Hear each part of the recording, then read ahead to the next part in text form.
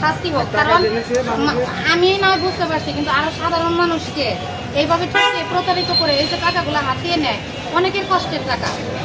আমাকে যেভাবে বলছে দেখো 25,000, কালকে না হলে আমার দোকানে মিনিমাম 10 বার গেছে টাকার জন্য। আর আমি বলছি দাঁড়ান, আপনাকে টাকা তো আমি দিবই, আপনাকে আমি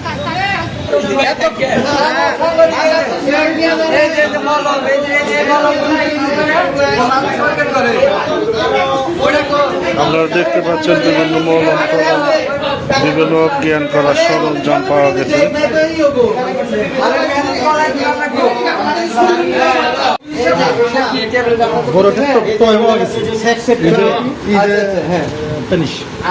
প্লাস্টিকের প্যানিশ আছে।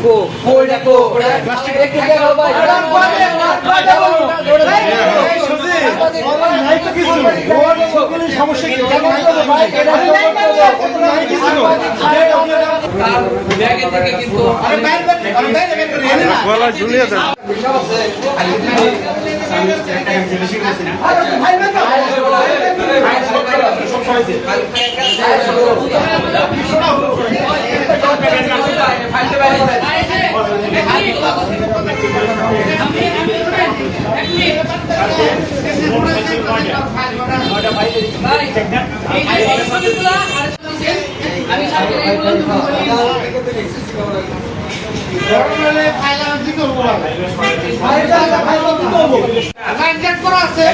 আমার নাম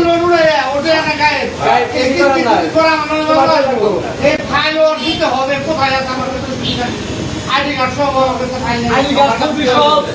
ফাইল দিতে হবে।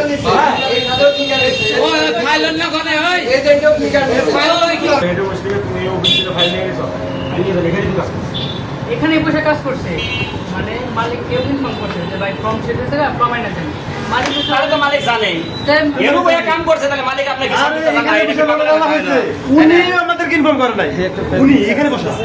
ভাই এই যে এরকম ফাইল আছে, এরকম কাজ করেন, এরকম ফাইল আছে, এরকম ফাইল আছে। হ্যাঁ ভাই ভাই অনেকগুলো কাগজ আছে, রিটার্ন করছো, ফাইল অন্য কোনো একটা অন্য করে থাকে, এটা যদি আমরা আবার বিপদ করি মাথা সত্তর করে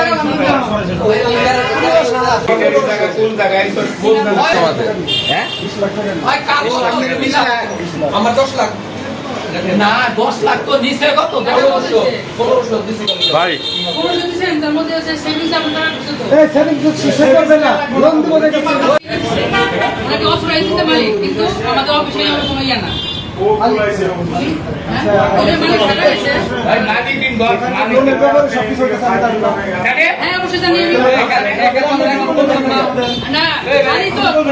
আমি তো জানি যে ব্যাংকের থেকে লোন দেওয়া, এটা আমি জানি লোনের বিষয়ে সব লোন